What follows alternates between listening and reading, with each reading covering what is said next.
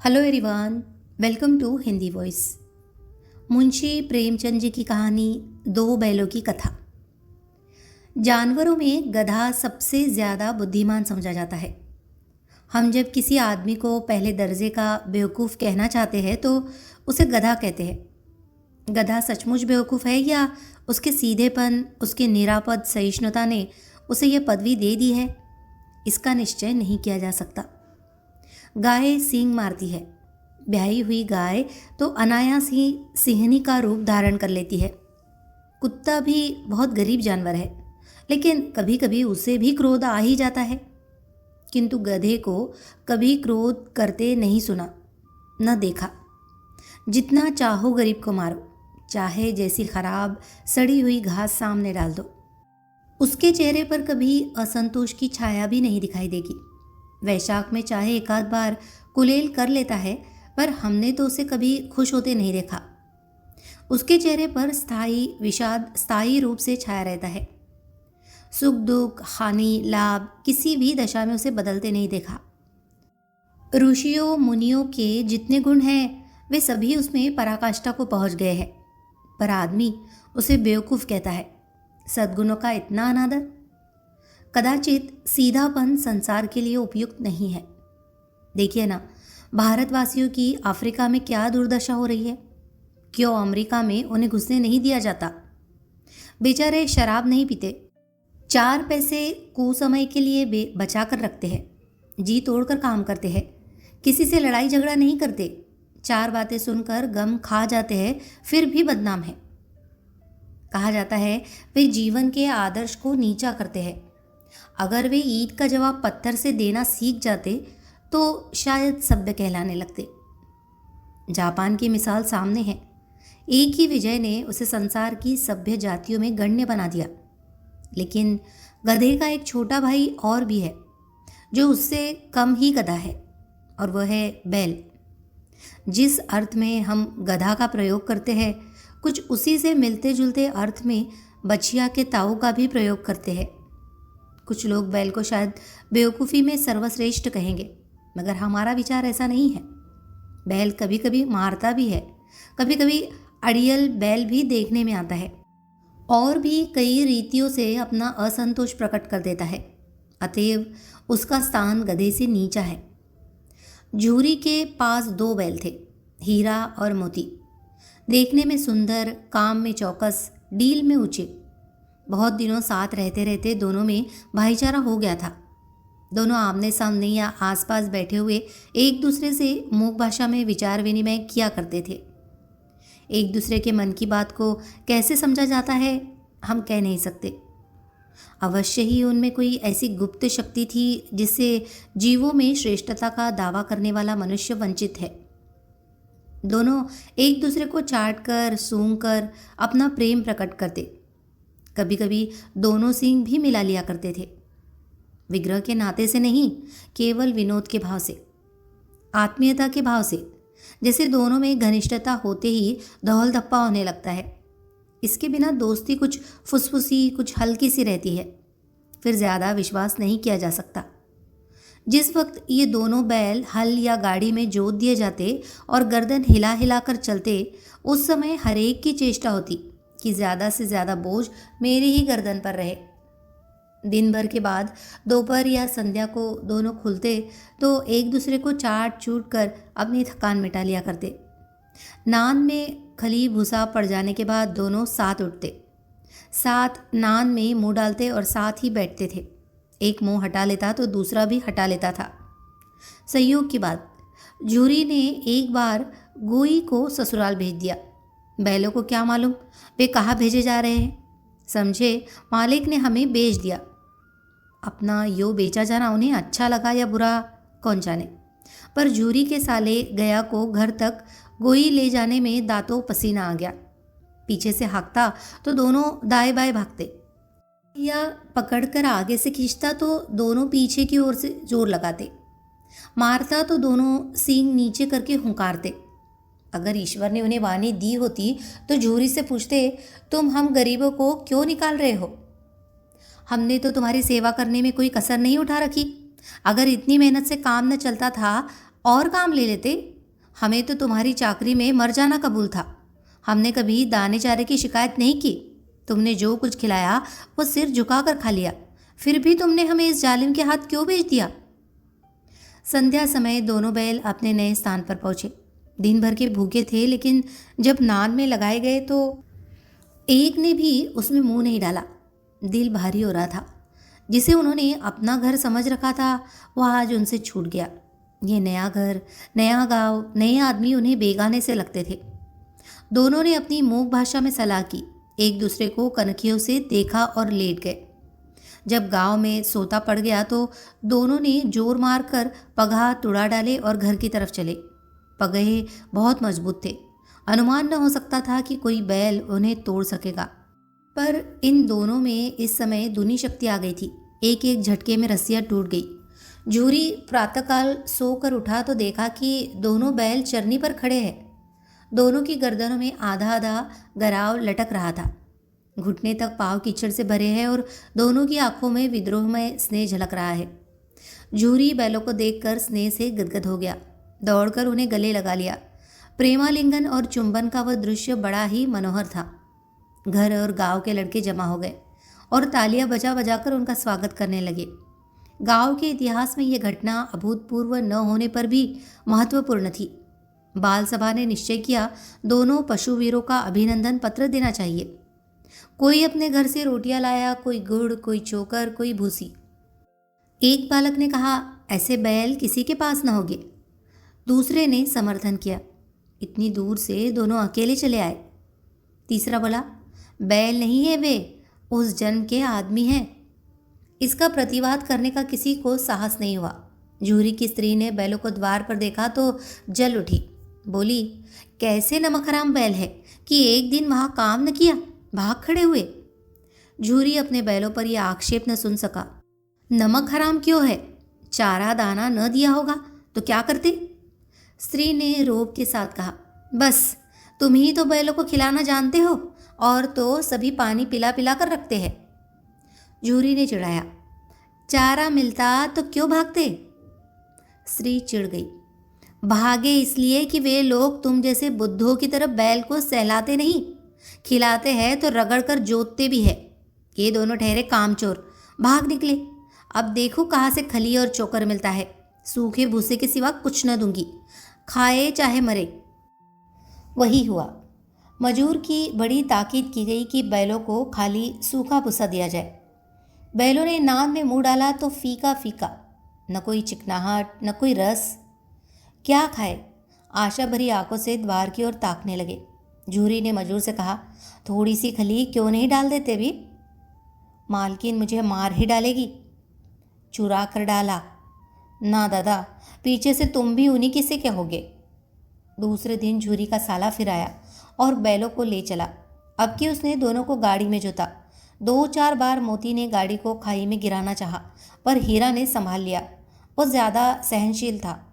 संध्या समय घर पहुंचकर उसने दोनों को मोटी रस्सियों से बांधा और कल की शरारत का मज़ा चखाया। फिर वही सूखा भूसा डाल दिया। अपने दोनों बैलों को खली चूनी सब कुछ दी। दोनों बैलों का ऐसा अपमान कभी न हुआ था। झूरी ने इन्हें फूल की छड़ी से भी छूता था। उसकी टिटकार पर दोनों उड़ने लगते थे। यहाँ मार पड़ी। आहत सम्मान की व्यथा तो थी ही, उस पर मिला सूखा भूसा। नान की तरफ आंखें तक न उठाई। दूसरे दिन गया ने बैलों को हल में जोता, पर इन दोनों ने जैसे पाँव न उठाने की कसम खा ली थी। वो मारते मारते थक गया, पर दोनों ने पाँव न उठाया। एक बार जब उस निर्दयी ने हीरा की नाक पर खूब डंडे जमाए तो मोती को गुस्सा काबू से बाहर हो गया। हल लेकर भागा। हल, रस्सी, जुआ, जोत सब टूट टाट कर बराबर हो गया। गले में बड़ी बड़ी रस्सियाँ न होती तो दोनों पकड़ाई में न आते। हीरा ने मूक भाषा में कहा, भागना व्यर्थ है। मोती ने उत्तर दिया, तुम्हारी तो इसने जान ही ले ली थी, अब की बड़ी मार पड़ेगी। पढ़ने दो, बैल का जन्म लिया है तो मार से कहाँ तक बचेंगे। गया 2 आदमियों के साथ दौड़ा आ रहा है। दोनों के हाथों में लाठियाँ है। मोती बोला, कहो तो दिखा दूँ मज़ा, मैं भी लाठी लेकर आ रहा है। हीरा ने समझाया, नहीं भाई, खड़े हो जाओ। मुझे मारेगा तो मैं 1-2 को गिरा दूंगा। नहीं, हमारी जाति का ये धर्म नहीं है। मोती दिल में ऐड कर रह गया। गया आ पहुंचा और दोनों को पकड़ कर ले चला। कुशल हुई कि उसने इस वक्त मारपीट न की, नहीं तो मोती पलट पड़ता। उसके तेवर देख गया और उसके सहायक समझ गए कि इस वक्त टाल जाना ही भलमनसाहत है। आज दोनों के सामने फिर वही सूखा भूसा लाया गया। दोनों चुपचाप खड़े रहे। घर में लोग भोजन करने लगे। उस वक्त छोटी सी लड़की 2 रोटियां लिए निकली और दोनों के मुंह में देकर चली गई। उस एक रोटी से इनकी भूख तो क्या शांत होती, पर दोनों के हृदय को मानो भोजन मिल गया। यहाँ भी किसी सज्जन का वास है। लड़की भैरव की थी। उसकी माँ मर चुकी थी। सौतेली माँ उसे मारती रहती थी, इसलिए इन बैलों से एक प्रकार की आत्मीयता हो गई थी। दोनों दिन भर जाते, डंडे खाते, अड़ते, शाम को थान पर बांध दिए जाते और रात को वही बालिका उन्हें 2 रोटियां खिला जाती। प्रेम के इस प्रसाद की ये बरकत थी कि 2-2 गाल सूखा भूसा खाकर भी दोनों दुर्बल न होते थे, मगर दोनों की आंखों में रोम रोम में विद्रोह भरा हुआ था। एक दिन मोती ने मूक भाषा में कहा, अब तो नहीं सहा जाता हीरा। क्या करना चाहते हो? एक आध को सींगों पर उठाकर फेंक दूंगा। लेकिन जानते हो, वो प्यारी लड़की जो हमें रोटियां खिलाती है, उसी की लड़की है जो इस घर का मालिक है। ये बेचारी अनाथ हो जाएगी तो मालकिन को फेंक दो, वही तो इस लड़की को मारती है। लेकिन औरत जात पर सींग चलाना मना है, ये भूल जाते हो। तुम तो किसी तरह निकलने ही नहीं देते। बताओ, तुड़ाकर भाग चले? हाँ, ये मैं स्वीकार करता, लेकिन इतनी मोटी रस्सी टूटेगी कैसे? इसका एक उपाय है। पहले रस्सी को थोड़ा चबा लो, फिर एक झटके में जाती है। रात को जब बालिका रोटियां खिलाकर चली गई तो दोनों रस्सियां चबाने लगे, पर मोटी रस्सी मुंह में ना आती थी। बेचारे बार बार जोर लगाकर रह जाते थे। सहसा घर का द्वार खुला और वह लड़की निकली। दोनों सिर झुकाकर उसका हाथ चाटने लगे। दोनों की पूंछें खड़ी हो गई। उसने उनके माथे सहलाए और बोली, खोल देती हूँ, चुपके से भाग जाओ, नहीं तो ये लोग मार डालेंगे। आज घर में सलाह हो रही है कि इनकी नाकों में नाट डाल दी जाए। उसने गराव खोल दिया, पर दोनों चुप खड़े रहे। मोती ने अपनी भाषा में पूछा, अब चलते क्यों नहीं? हीरा ने कहा, चले तो, लेकिन कल इस अनाथ पर आफत आएगी, सब इसी पर संदेह करेंगे। साहसी बालिका चिल्लाई, दोनों फूफा वाले बैल भागे जा रहे हैं। ओ दादा, दादा, दोनों बैल भागे जा रहे हैं। ओ दादा, दादा, दोनों बैल भागे जा रहे हैं, जल्दी दौड़ो। गया हड़बड़ाकर भीतर से निकला और बैलों को पकड़ने चला। वे दोनों भागे। गया ने पीछा किया और भी तेज हुए। गया ने शोर मचाया। फिर गांव के कुछ आदमियों को भी साथ लेने के लिए लौटा। दोनों मित्रों को भागने का मौका मिल गया। सीधे दौड़ते चले गए, यहाँ तक कि मार्ग का ज्ञान न रहा। जिस परिचित मार्ग से आए थे उसका यहाँ पता न था। नए नए गांव मिलने लगे। तब दोनों एक खेत के किनारे खड़े होकर सोचने लगे, अब क्या करना चाहिए। हीरा ने कहा, मुझे मालूम होता है, राह भूल गए। तुम भी बेतहाशा भागे, वही उसे मार गिराना था। उसे मार गिराते तो दुनिया क्या कहती, वो अपने धर्म छोड़ दे, लेकिन हम अपना धर्म क्यों छोड़े। दोनों भूख से व्याकुल हो रहे थे। खेत में मटर खड़ी थी, चरने लगे। रह रहकर आहट लेते रहते थे, कोई आता तो नहीं है। जब पेट भर गया, दोनों ने आज़ादी का अनुभव किया तो मस्त होकर उछलने कूदने लगे। पहले दोनों ने डकार ली, फिर सिंग मिलाए और एक दूसरे को ठेकने लगे। मोती ने हीरा को कई कदम पीछे हटा दिया, यहाँ तक कि वह खाई में गिर गया। तब उसे भी क्रोध आ गया, संभल कर उठा और मोती से भिड़ गया। मोती ने देखा कि खेल में झगड़ा हुआ जाता है तो किनारे हट गया। अरे ये क्या, कोई सांड डौकता चला आ रहा है। हाँ, सांड ही है। वह सामने आ पहुंचा। दोनों मित्र बगले झांक रहे थे। सांड पूरा हाथी था। उससे भिड़ना जान से हाथ धोना है, लेकिन न भिड़ने पर भी जान बचती नजर नहीं आती। इन्हीं की तरफ आ भी रहा है। कितनी भयंकर सूरत है। मोती ने मूक भाषा में कहा, बुरे फंसे, जान बचेगी, कोई उपाय सोचो। हीरा ने चिंतित स्वर में कहा, अपने घमंड में फूला हुआ है, आरजू विनती न सुनेगा। भाग क्यों न चले? भागना कायरता है। तो फिर यही मरो, बंदा तो 9-2-11 होता है। और जो दौड़ाए, तो फिर कोई उपाय सोचो जल्द। उपाय यह है कि उस पर दोनों जने एक साथ चोट करें।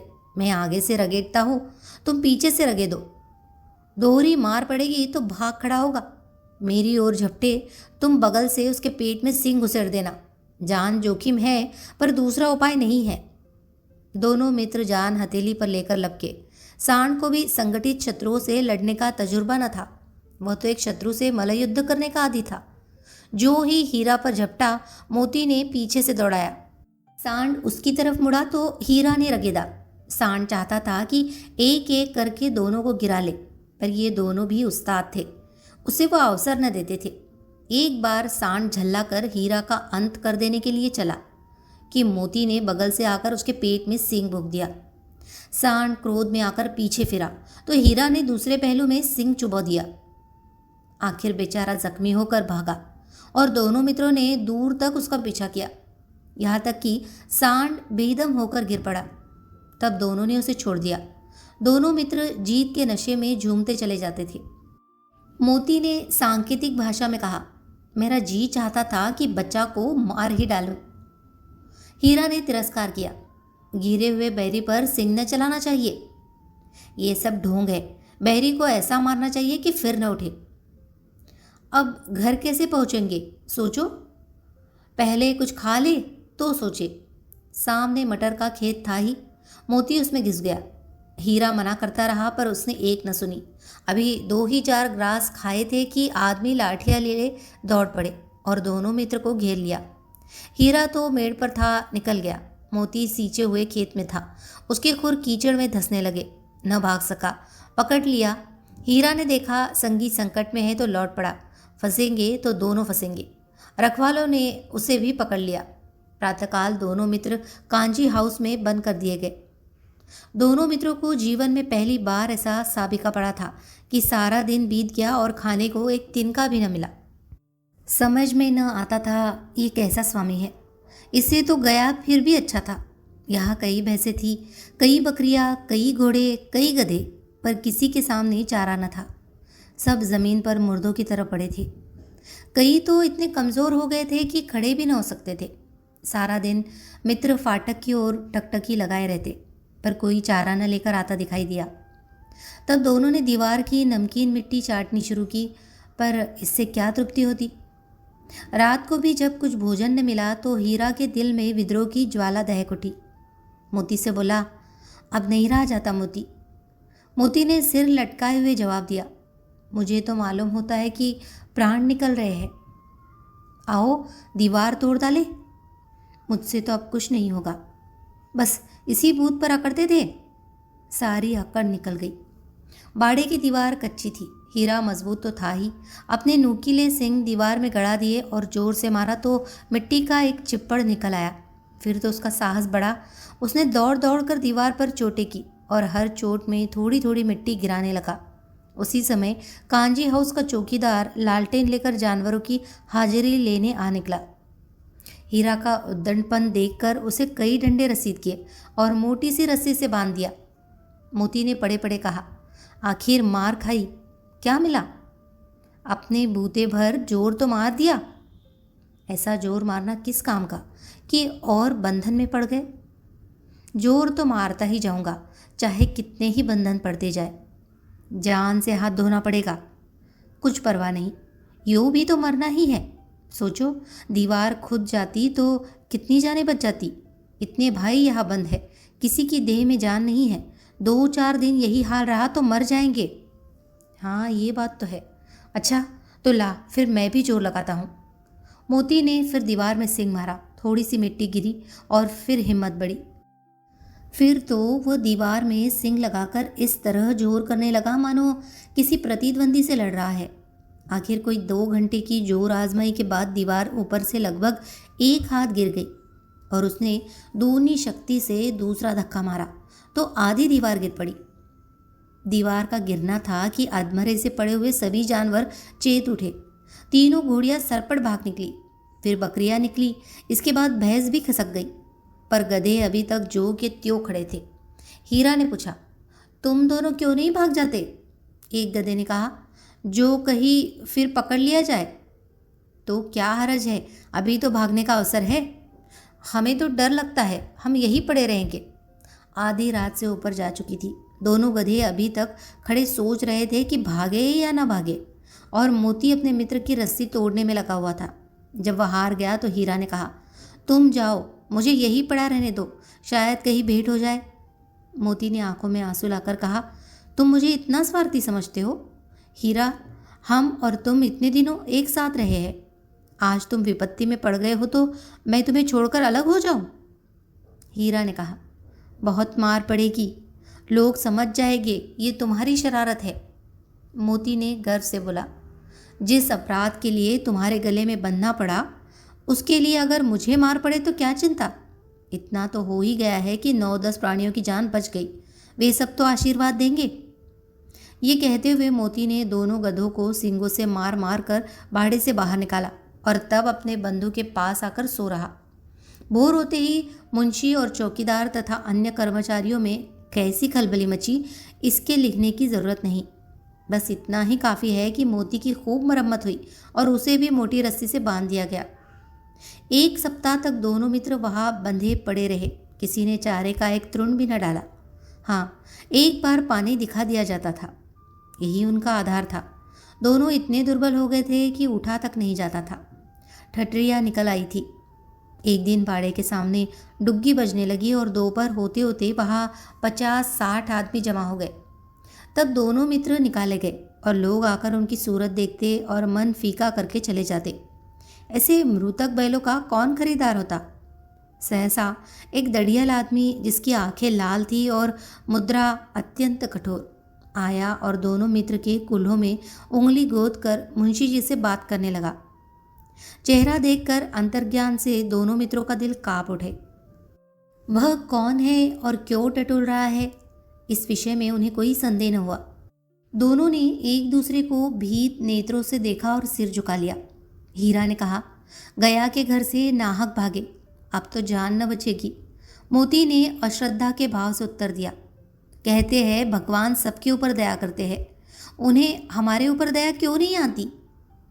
भगवान के लिए हमारा जीना मरना दोनों बराबर है।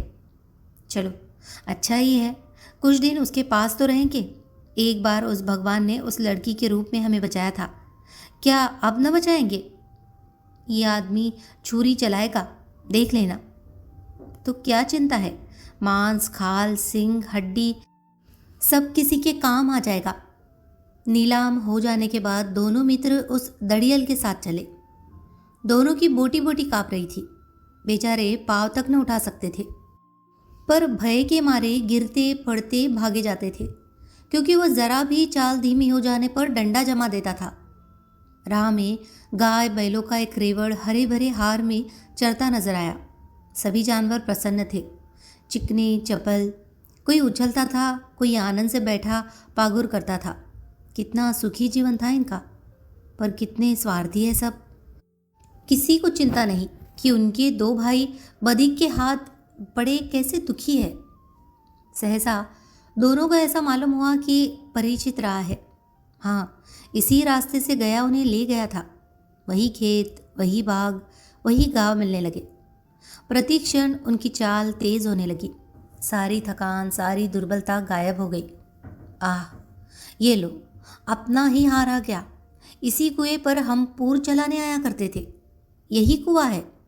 मोती ने कहा, हमारा घर नज़दीक आ गया है।